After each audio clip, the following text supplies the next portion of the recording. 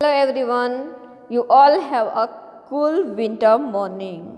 Dear student, today we will talk about our concept in narrative poets in 19th century. વિદ્યાર્થી મિત્રો, આજનો આપણો topic છે 19મી સદીની અંદર જે વર્ણનાત્મક કવિઓ હતા તેના વિશેની ટૂંકમાં માહિતી મેળવવાની રહેશે. તો સૌથી પહેલાં આપણે તેની અંદર રોબર્ટ બ્રાઉની વિશે માહિતી મેળવશું. He was one of the most productive poets of England. Productive એટલે કે વધારેમાં વધારે નવું લખનાર, ટૂંકમાં આપણે ઉત્પાદક એવું કહી શકીએ. રોબર્ટ બ્રાઉની ઇંગ્લેન્ડના જે કવિઓ હતા તેમાંનો ખાસ અથવા તો મહાન એવો લેખક અથવા તો કવિ હતો. He was the first Victorian poet. તે પ્રથમ વિક્ટોરિયન પોએટ હતો who introduced the dramatic monologues in poetry.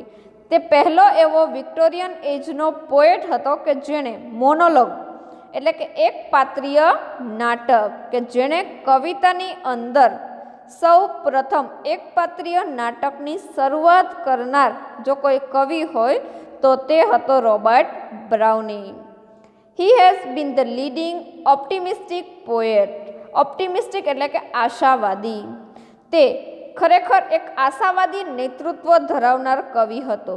And regarded as the poet who has spoken the strongest word of faith to an age of doubt. અને આ ઉપરાંત જો એક આશાવાદી કવિ તો હતો જ, આ ઉપરાંત જો જોઈએ તો તે સમયગાળાની અંદર જે શંકાઓનો સમયગાળો હતો તે સમયમાં પોતાના ખૂબ જ મજબૂત એવા વિશ્વાસના શબ્દો, એક ખરેખર સત્ય બોલનારો, એક મજબૂતાઈથી જે ખરેખર સત્ય બોલનારો કવિ છે તે હતો Robert Browning. His energy, his cheerful courage, his faith in life and in the development that awaits us beyond the portals of death are like a bundle call to the good living. તે ખરેખર એવો energetic એટલે કે એટલો ઉત્સાહભર્યો, એવો તાજગીભર્યો અને ચીયરફુલ courage એટલે કે આનંદી ઉત્સાહી સ્વભાવનો વ્યક્તિ હતો કે જે એની જિંદગી દરમિયાન development that awaits us beyond the portal એટલે કે ભવ્ય, કે ખરેખર એણે જે મૃત્યુની, ડેથ એટલે કે મૃત્યુની ખરેખર ભવ્ય રાહ જોઈ હતી. આ લાઇક અ બંડલ કોલ, કે ખરેખર જાણે એણે બંડલ કોલ એટલે કે રણશીંગું વાગવું, કે જે ખરેખર જાણે પોતાના મૃત્યુ માટેનું ટૂંકમાં રણશીંગું વાગતું હોય એવી રાહ જોઈ હતી. એટલી સારી રીતે એણે જિંદગી જીવી હતી કે અંતે એણે મૃત્યુની રાહ જોઈ હતી.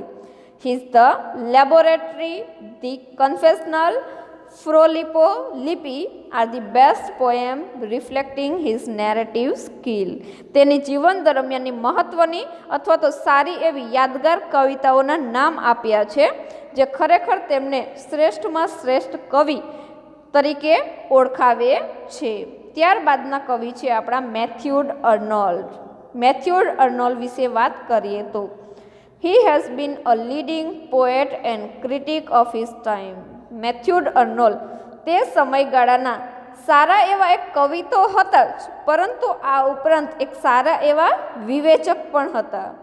His સોહરાબ and Rustam is an excellent poem, follows the style and convention of the classical epic. આ સોહરાબ અને રુસ્તમ જે છે તે જૂના કોર્સની અંદર આપણે આવતી હતી, કદાચ તમે સાંભળ્યું હોય આનું નામ. તો સોહરાબ અને રુસ્તમ જે મેથ્યુડ અર્નોલ્ડની કૃતિ હતી તે એટલી સારી એવી કૃતિ હતી કે જે દરેક લોકો એને અનુસરતા હતા, તેની શૈલીને અનુસરતા હતા. કન્વેન્શન એટલે કે એકત્ર બોલવું, કે જે ખરેખર દરેક વ્યક્તિઓ ભેગા હોય અને ત્યારે તે બોલતો હતો.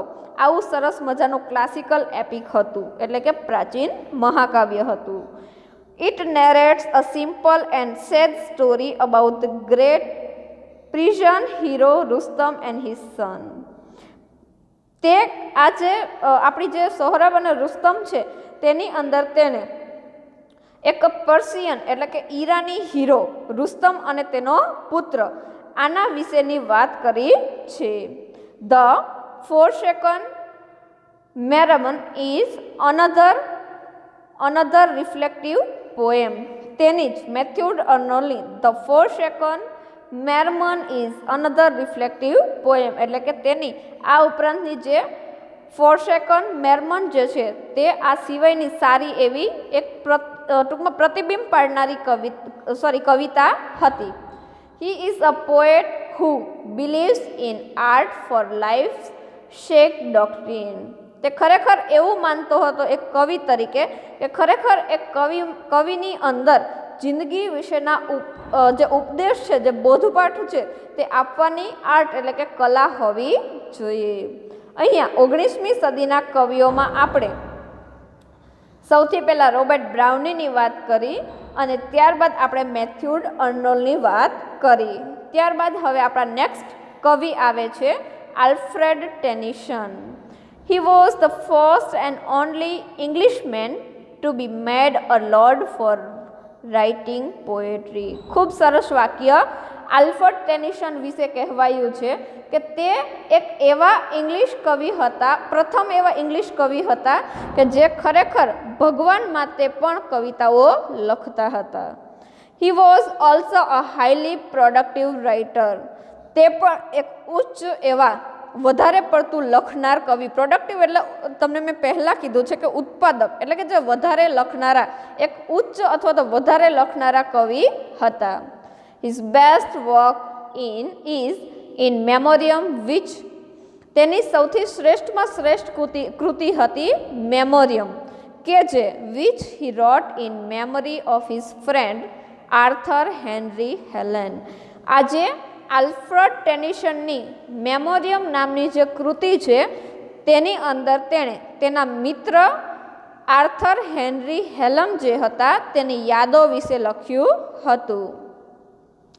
His idylls of the king is a fantastic narrative poem focusing on the subject of the guilty love. આ સિવાયની તેની એક કૃતિ છે એડિલ્સ ઓફ ધ કિંગ. તેની અંદર તેણે ગિલ્ટી ઓફ લવ એટલે કે ખરેખર તેની અંદર તેણે પોતાની જે વિષય વસ્તુ છે, સબ્જેક્ટ છે, તે પ્રેમનો ગુનો એના ઉપર તેણે લખ્યું છે. He has also been considered as the most representative poet of English society.